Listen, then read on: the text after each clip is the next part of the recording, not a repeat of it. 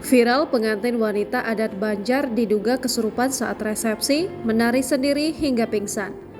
Beredar video pengantin wanita yang mengenakan adat Banjar diduga kesurupan hingga menari sendiri viral. Dalam video yang diunggah akun TikTok @ariffahri95 pada Rabu 8 November 2023, nampak acara pernikahan yang digelar di sebuah gedung. Nampak pengantin pria dan wanita berjalan bersama mengenakan gaun dan setelan baju warna merah.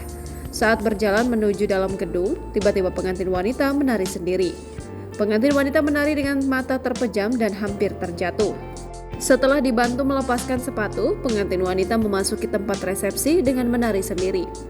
Seorang pria paruh baya pun tampak memenggangi kain pengantin wanita saat sang pengantin menari.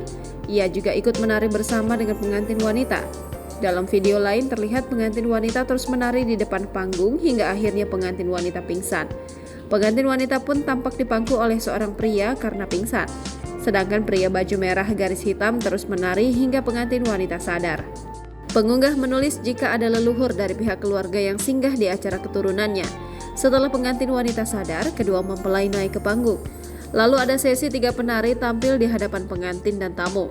Pengunggah sendiri menulis jika setelah 3 penari yang disewa untuk menghibur selesai menari, pengantin wanita kembali menari lagi, namun ternyata tak hanya pengantin wanita saja yang menari dengan sendirinya.